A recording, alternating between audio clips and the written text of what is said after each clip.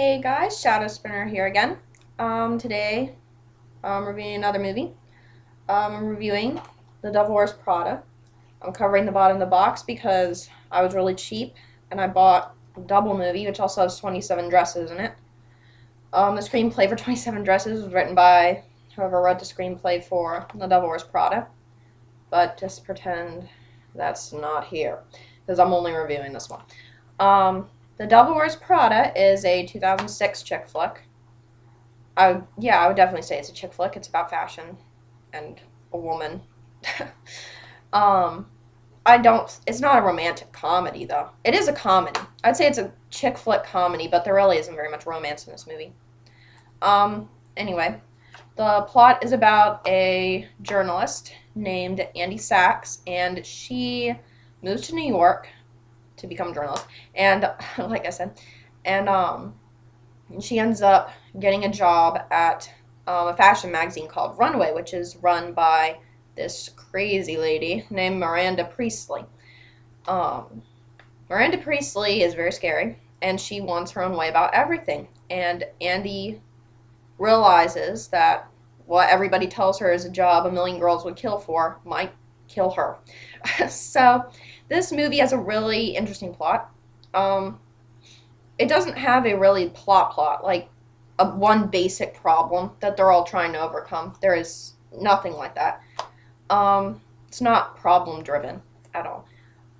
It's more of a linear plot. Like this happens, then this, then this, then this, then the movie ends. Like it's more like that. So, like I said, they're not working towards a goal or anything. So in a way, the plot can drag sometimes because of that.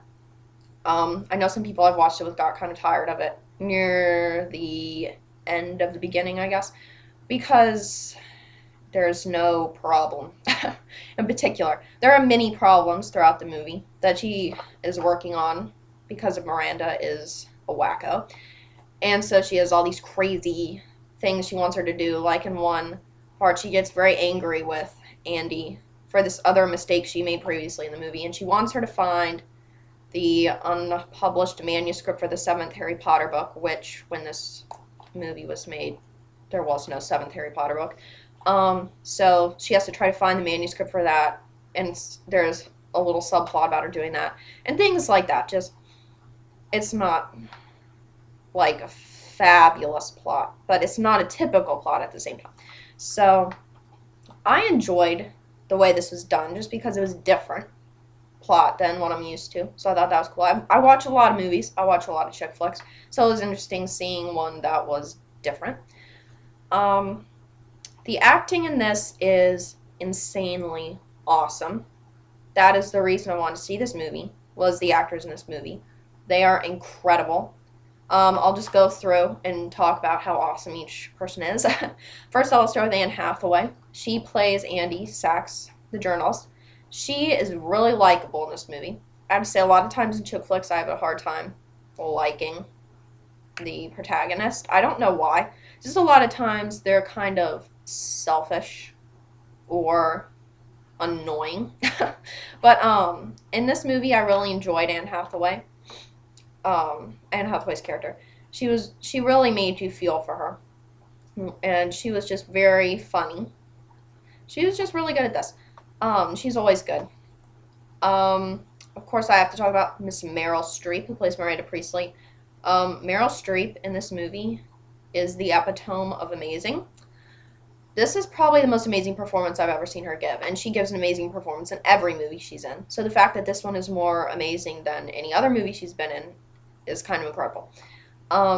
She just plays the part of Miranda Priestley perfectly. Like, she's scary, but she's not like, screaming in your face. She's like just this calm, kind of calculating, very scary person. She is great in this because at the same time that I'm saying that, there's also this second layer to Miranda. She is also very vulnerable, and Meryl Streep plays that up. So you feel for the character at the same time that you're hating her guts.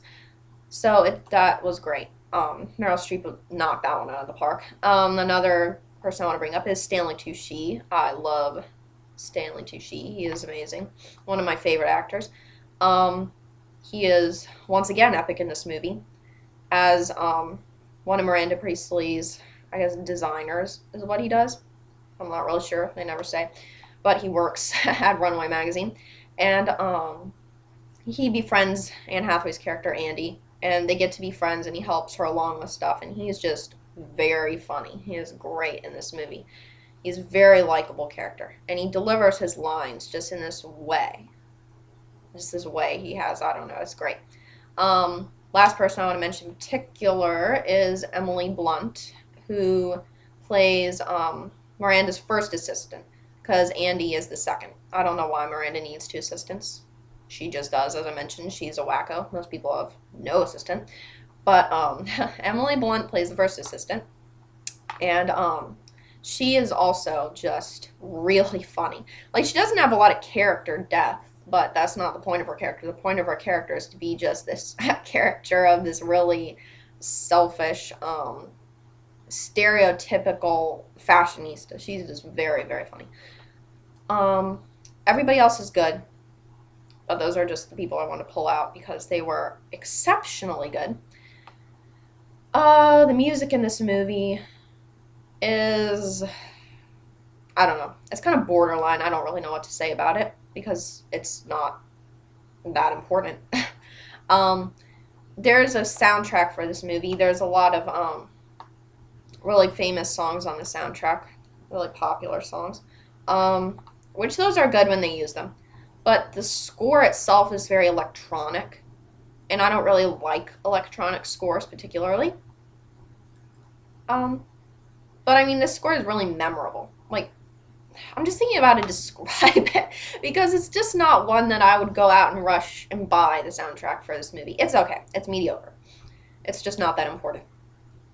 I mean, it sets the tone, I guess, but I didn't think it was anything super duper special. The directing for this movie is pretty good.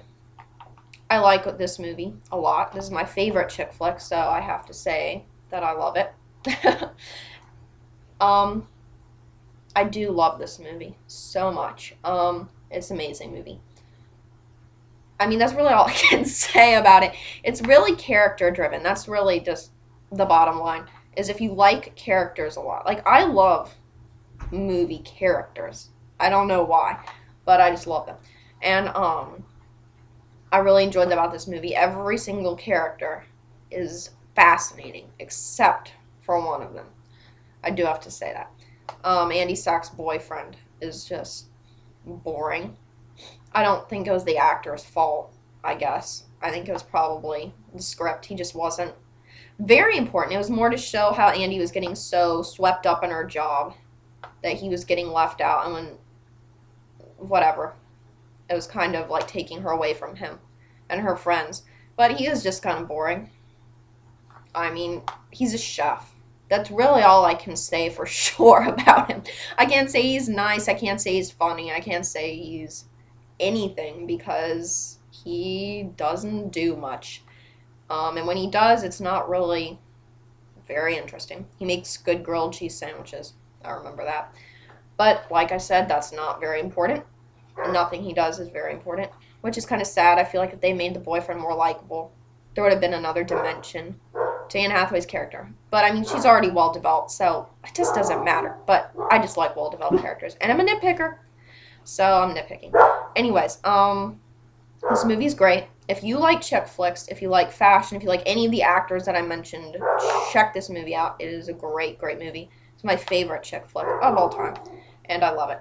So, thanks for watching. I think I'm going to do another review today, one more, for the TV show The Vampire Diaries Season 1. So if you want to check that out, that'd be great. And thanks for watching this review.